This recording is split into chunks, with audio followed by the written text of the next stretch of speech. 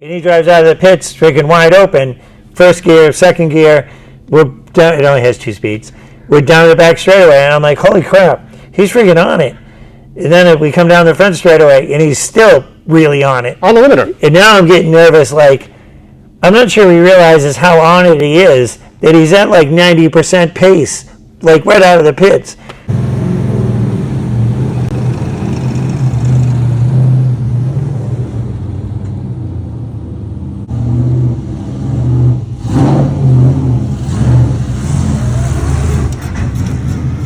Right front tire is screaming very specific, clear, loud instructions in German.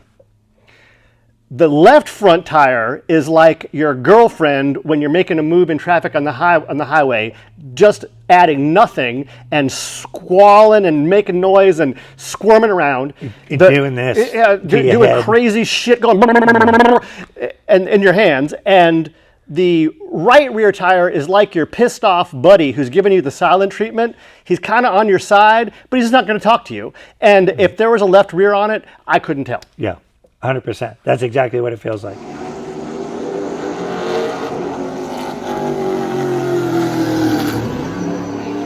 Welcome back to the Flat Track Factory on field trip here with buddy of the channel, Dale Quarterley. Dale, thanks for having me. How are you today? I am great. This is probably going to be a video for just you and I, because we're going to talk about something off-brand. I want to talk about car racing. I thought we were only allowed to talk Rotax. No. Now we're going to mix it up. This is going to be for our hardcore fans. So I had to get a tail section painted. You guys probably have watched a little bit of the race report and know what's going on there. So we're talking about that, and Dale says to me, well, what are you doing this weekend? So go ahead and pick up the story. Because the guy that was going to paint it was going to be at the racetrack with us. We were going to run my son's stock car. So what kind of stock car? It's a Chevrolet Saturday Night late model.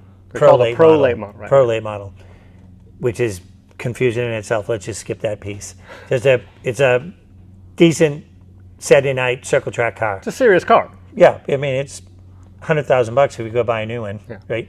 So so the tail section guys that painted it is coming. So I'm like, hey, meet us there. And then I got thinking about it. I'm like, hey, do you want to go for a ride? We're going to practice on Friday. He's like, yeah, I'll go for a ride. I'm like, okay, we'll show up on Friday and we'll put you in at the end of the day. So end of the day comes, and I don't put him in my car. I put him in Jeremy's car. Why? Which is because it's the only seat you'll fit in. But Jeremy's car is right here on the screen, which we'll show in a little bit, is top 3 car weekly. But it's the only seat he'll fit in. So I proceed to tell Jeremy, hey, we're going to let Dylan drive your car. When did you tell him this? He doesn't know Dylan. 10 minutes before he got in it, because otherwise I knew he'd say no. So he's like, yeah, whatever. So he didn't ask me if he'd ever driven before, luckily, so I didn't have to lie. And so my son's there, Alex. So Alex and Mike chit-chat about, hey, we'll go out together, I'll follow you for a couple laps, blah, blah, blah. Okay, hold on, just hold it right there. Let's back up. When he asked me if I wanted to drive, I did say, Dale, you know, there's a good chance that I'm going to crash it. And he said, I know. And then next thing he said, I tried to talk to him about it. He was super uncommunicative this weekend, didn't want to talk to me at all. I tried to talk to him about it, ask questions. He was just listening out of courtesy. He wasn't going to talk to me about it. He just said, it's like your Rotax. It won't work unless you just do it. That's the preface. Now, so what I had in my mind was I wanted him to go through the full experience. I want him to go out blind with no idea what was going to happen next, other than you have to drive it. There's 2 things I told him. You have to drive it. And when it busts the rear wheels loose, don't try and save it, because it's going to hook and go the other way, and it's going to go straight in the cement wall. Don't try and save it. Just bail out, lock up the brakes. Don't worry about the tires. Don't try and save it. And I've said it to him a couple of times. So we go out, and it's my son, him, and myself. And you sit in these cars, all I can see is the top of the steering wheel. I'm going like this, and the car is like 50 feet long, and I have no idea where any of it is. Right. So, because obviously you want a low center of gravity, so we get it down in the seat, so you barely see over the dash. And we go out, we run a couple laps, it gets yellowed. So we come down pit road, we sit there for a minute, which was kind of funny because Jeremy's parents showed up. And they go walking up to the car like they're going to talk to their son. They look in the window. We're sitting on pit road. Yeah, we're sitting on pit road. And their son's not in it. Michael's in it. So Mike's trying to yell out the window, hey, I'm not Jeremy. And they're trying to talk to him, well, what are you in it for? And he's trying to answer them, but they can't hear one another's. So they finally walk away. We take off. Perfect energy I need before I go out. We go out. Now it's just Mike and I. He's in front of me. And he drives out of the pits, freaking wide open. First gear, second gear, we're down, it only has 2 speeds. We're down the back straightaway, and I'm like, holy crap, he's freaking on it. And then we come down the front straightaway, and he's still really on it. On the limiter. And now I'm getting nervous, like, I'm not sure he realizes how on it he is, that he's at like 90% pace, like right out of the pit. So we do a couple of laps, and I start catching him, I was going to pull up beside him and see if I could corral him a little. And all of a sudden, he comes off of 4, and it was actually 2. He comes off of 2, and he gets a little loose, and he gets a little looser, and he let go of the gas to try and save it.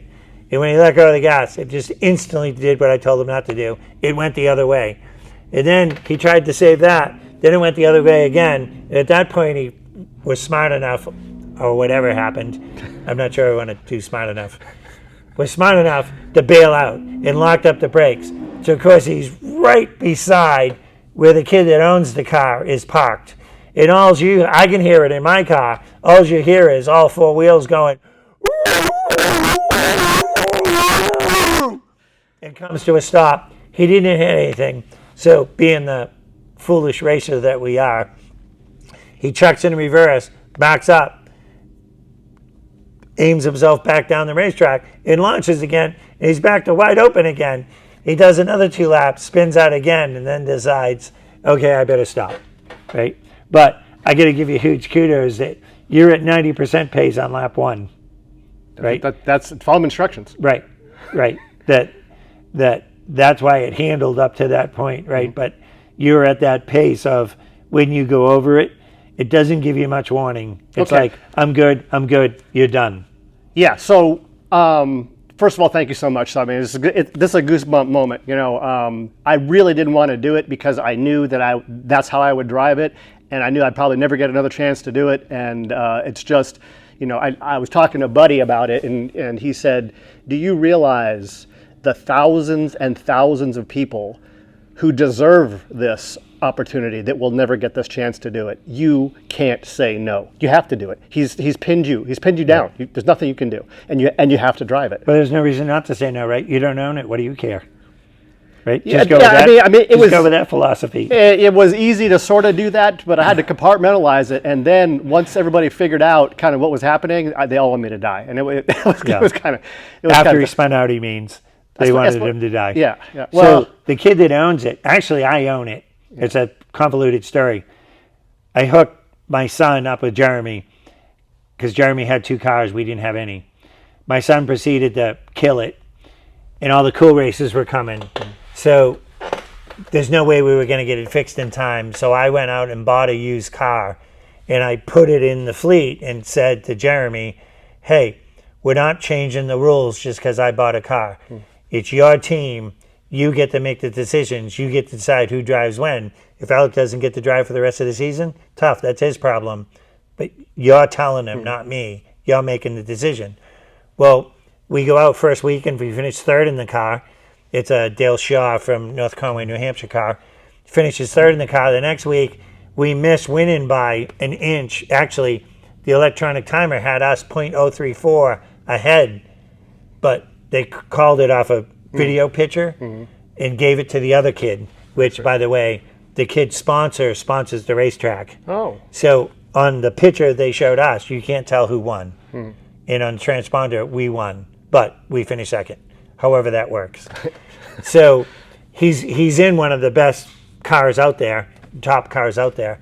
And after Jeremy drove it for a couple of weeks, he kept it. And when we got his car fixed, which was all brand new again, he walks in and looks at it and says, "Man, you guys did a great job. I can't believe how nice this car was. It wasn't this nice when it was new," and walks away. So he drives my car, and Alex drives, my son drives his car. How mad were they at you after this happened? They weren't mad. They were upset over the fact that I would let some moron that's never driven a car drive this car after they just drove 14 hours to come down here to run this one-off race. And they were super competitive in practice, that they thought they would have a good night. And just to clarify that even makes it better. You get out, of course, we killed the tires on it because you spun out twice. So we had to put 4 tires on it. Luckily, we had 4 used ones. He goes back out and decides the car's good. We go out the next morning. He wins practice, qualifies on the pole, finishes 4th. That's how good the car was, right? That's why he was upset, because I put the car in a position that it could get crashed. And I hope he understands that I was in a position where I couldn't say no. Yeah, and I get it. And I thought it was cool. I still think it's funny. Right? So let's talk about the car. So I've been thinking about how to tell this story, and I hope you guys can get something out of this as motorcycle guys. The right front tire is screaming very specific, clear, loud instructions in German. The left front tire is like your girlfriend when you're making a move in traffic on the highway, just adding nothing and squalling and making noise and squirming around. Doing this. Doing crazy shit going and in your hands. And the right rear tire is like your pissed off buddy who's giving you the silent treatment. He's kind of on your side, but he's not going to talk to you. And if there was a left rear on it, I couldn't tell. Yeah, 100%. That's exactly what it feels like. Until you figure it out, that's exactly what it feels like. There's only 3 tires on the car. And what the most important one as a motorcycle racer isn't really saying anything. So what's funny is the stuff I talk about when we do these videos about load, handlebar load, right? You stop muscling the bars, you're pushing the rear wheel out from under it. It's called side bite. And the cars live off a side bite because you're carrying so much weight and so much speed through the center of the turn. Because frankly, no offense, but the car's not really fast. No, well... it corners really hard, but it's not fast. It makes 380 horse, so it goes okay. Oh, I thought it was 500. No, it makes 380. It's a Chevrolet 604 crate engine. But what they do is they break your freaking neck in the center of the turn. Yeah, It carries huge G's in the center. It's just not that... Yeah, I couldn't learn to lean my head over there, so my neck is still sore trying to hold my head up. Trying to get from A to B isn't all that fast, but C to D is freaking flies, right? So the rule was we were going to go out at 80%, and these two assholes, he didn't tell the story quite right. He mixed up which spin was which. Yeah. I spun the car while actually him and his son were crashing, so he didn't see the first one. He saw the second one. But I thought that the deal was Alex was going to lead me around to 80%. So I'm sitting in right behind Alex, and he pulls up and noses in front of me, basically saying, "You're not going out," or "You're not going out P2." I didn't know what he was saying. I can't hear shit. I just have earplugs in. So I'm like, okay, I guess Dale is going to lead me around to 80%. So these two assholes, we get waved on the track and just take off. I'm like, that's 80%. I'm like, I got to stand on this fucking thing to keep up. So by myself, Do you know what the line at the end of pit road's called? I teach my riders this. The white line at the end of pit road. The green flag line? No, what is it called? It's called the stupid line. Because everything you told them in the pits, they go completely brain dead when they hit that white line, which happened to me and my son. We got to the end, and I was trying to get in front of him so I could corral him a little and get him on the right spot on the outside, thinking Alex should be in front of him. As soon as we launched, I forgot all about you, and we just launched.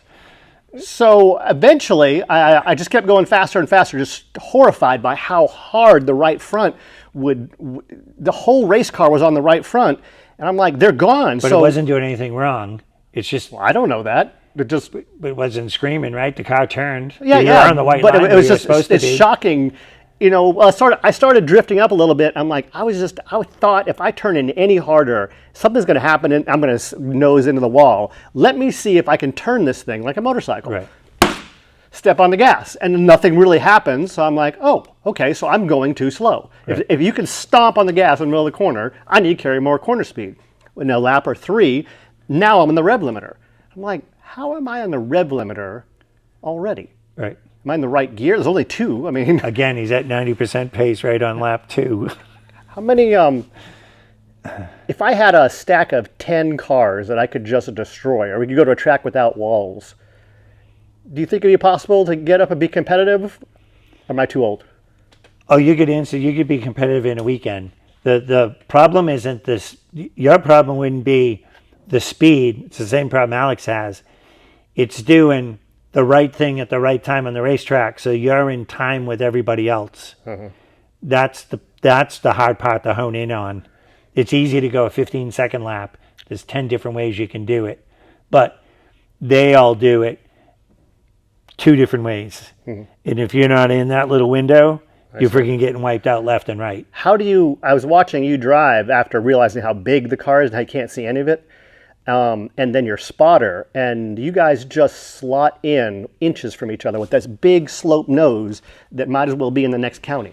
But you have, it's like parking your car, right? You have some idea where the right front corner is. You do. Well, you got to hit somebody once or twice to realize, oops, I guess it's farther out than that. Okay. But after a little while, you get a handle on it, right? And it's the same thing when you hack somebody off. You got to have some idea of how far by them you are, even if it's only 7/8 of the way, that you're going to slowly hack them off when you're 7/8 of the way and hope that they get out of it. If not, you're going to feel the car wiggle a little and then say to yourself, okay, he's not giving me the spot. I got to go up and leave him the bottom, right? But you try and steal it from him. So on a motorcycle, if I went into the corner, loaded the front like that, and I just didn't want to or couldn't get the front to turn, I would crack the gas and it would lift the bike up and put it on the rear. So I tried that in the car and the car laughed at me. So the car doesn't like when it, let's call it seesaws, right, front to rear weight. The cars don't like when you get on the gas too soon because it picks the front wheel. It takes the weight off the front wheels. It actually changes all the geometry. Okay. It doesn't load the front wheels enough, and it'll push every time. And if you free it up enough to drive it like that, 20 laps in, it'll be so free you can't even drive it. I imagined that I could keep going faster until I got the car to rotate and drive it on the rear tire, and I never could.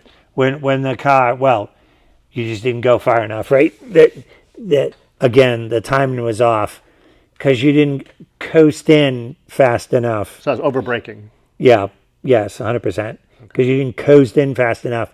You're trying to gather it up, the speed back up on exit. So now you're trying to turn and accelerate too. And the car finally said, dude, you can do one or the other. I'm not doing both. And you said, what? And that's all it took. Yep. Right? And then the next thing it did was told you what it just said. Yeah. Right?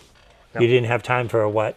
That was so fun, Dale. Thank you for letting me do that. That was really cool. It was good. It's everybody needs a chance, right? And Mike does stuff for us that's always off camera that people don't realize. And he's hard to pay back, right? He's got one of the best motorcycles in the country. So you can't let him ride something that is anything you let him ride is below it, right? I can take you road racing, but we haven't done that yet. Mm-hmm. It'd be the only new experience I could give you, right? Yeah, thanks. That this was something that we needed to do because it was completely off par, right? Something you're not used to, and it really, really woke you up to, holy crap. Yeah, it's not as easy as I thought. Oh, I knew it was going to be easy, but I shouldn't have done it. And you know what? I would do it again in a heartbeat. It was so fun. I just wish it wasn't so many walls. Something's got to corral us, right? All right, guys, we could talk about this all day. I won't do it to you. I hope some of you guys stuck around. We have a bunch of motorcycle-related content on the channel all the time, but it's something a little different, so I appreciate you sticking around and watching.